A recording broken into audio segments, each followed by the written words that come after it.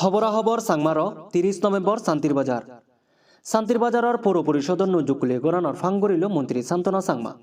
গেলে 2019 সালের 11 জুন দিনত শান্তির বাজার নগর পঞ্চায়েত জন্ম লয় যেরেদি 2015 সালের জুলাই মাসের 3 তারিখ শান্তির বাজার পৌর পরিষদ বিলীনে ফগদান করা হই। এই আগেদি শান্তির বাজারের সুগার মিল বামত পৌর পরিষদর হামগরান এলো ইকোনো শান্তির বাজারের পোস্ট অফিসও হাই 2 কোটি 52 লাখ টাকা খরচ করে নো হামগরান চুকুল করছুন 15,285 জন মানুষ সাবাঙ্গি নিনে 3,467 ঘর বলো এই শান্তির বাজার পৌর পরিষদ। এবার মোদী সাহেব ত্রিপুরা 1.5 লাখ ঘর দি সিটুন বানা শান্তির বাজার পৌর পরিষদর আঞ্জামে 2,277 রান ঘর পেয়ুন সে মায় 1,708 ঘর হাম দুচ্ছুন।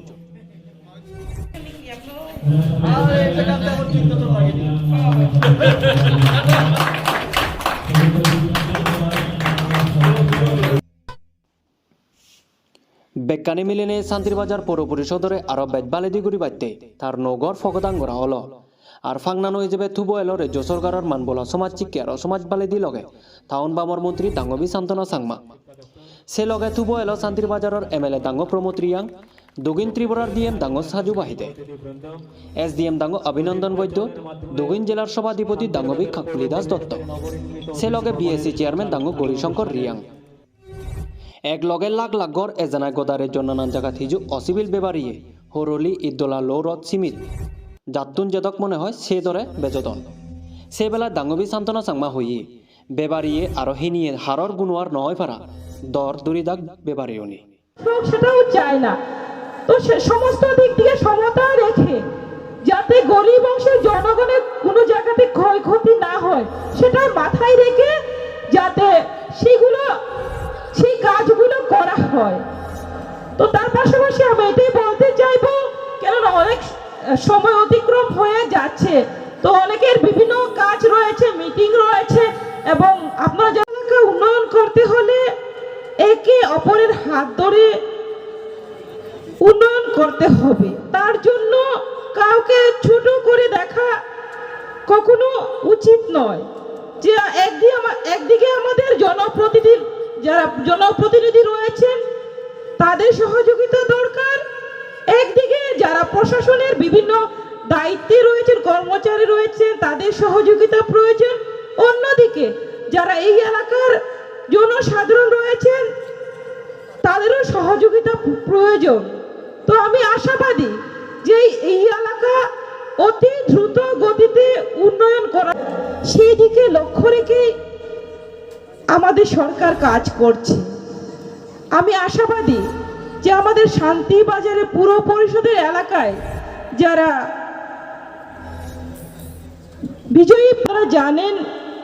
ত্রিপুরা রাজ্যের বিভিন্ন জায়গা থেকে 1,47,805টি যারা আমাদের প্রধানমন্ত্রী আবাস যোজনার ঘরের বেনিফিশিয়ারি আমরা যারা রয়েছি, তো প্রত্যেকেরই দায়িত্ব যে প্রথম কিস্তিতে 48,000 টাকা যারা প্রথম কিস্তি পেয়েছে ডাইরেক্ট বেনিফিট ট্রান্সফারের মাধ্যমে অ্যাকাউন্টে ঢুকেছে, সেই টাকাগুলো শুধুমাত্র ঘরের জন্য আপনাদের খরচ করতে হবে। যারা শুনছেন এলাকাবাসী এবং যারা শুনেননি আপনারা যারা এখানে অভিজ্ঞ ব্যক্তিরা রয়েছেন, সুবুদ্ধি সম্পন্ন ব্যক্তিরা রয়েছেন, আপনাদের মাধ্যমে যাতে বেনিফিশিয়ারির কাছে পৌঁছে যাতে করে ওনারা শুধুমাত্র ঘরের জন্য যে টাকা এসেছে ঘরের জন্যই খরচ করেন। তো এখানে আমি শুনেছি বিভিন্ন জায়গা থেকে বিভিন্ন মহল থেকে যে ইটের দাম বাড়ানো হচ্ছে, তো হতে পারে সিমেন্টের দাম, হতে পারে রডের দাম, তো বিভিন্ন ভাবে। তো সেই ক্ষেত্রে আমি বলবো যাতে আমাদের ডিএম সাহেব রয়েছেন সেগুলোর দিকে নজর রাখা হয় যাতে করে যে রেট একটা নির্দিষ্ট হয় এবং সেই নির্দিষ্ট রেটের মধ্যে গরিব অংশের জনগণ যে টার্গেট সরকার দিয়েছে সেই টার্গেটের মধ্যে যাতে তাদের ঘর বানানোর কাজ সম্পন্ন করতে পারেন সেদিকে লক্ষ্য রেখে ইটের দাম থেকে শুরু করে বালুর দাম থেকে শুরু করে রডের দাম থেকে শুরু করে সিমেন্টের দাম থেকে শুরু করে সেই দিকে যাতে নজর রাখা হয়। কেননা একটা গরিব অংশের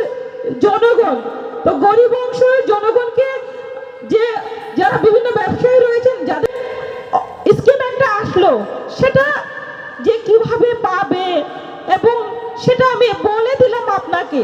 যে বেনিফিশিয়ারি ওকে বললাম যে আপনাকে আজকে রেশন কার্ড অথবা আধার কার্ড অফিসে জমা করতে হবে। কখনো দেখা যায় যে ওরা সঠিকভাবে সেগুলো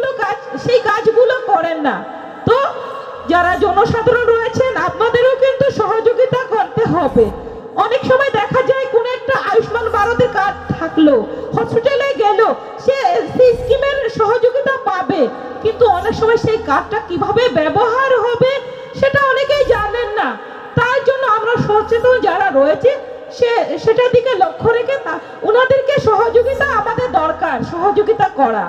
তো সেটা করলে অনেক সময় দেখা যায়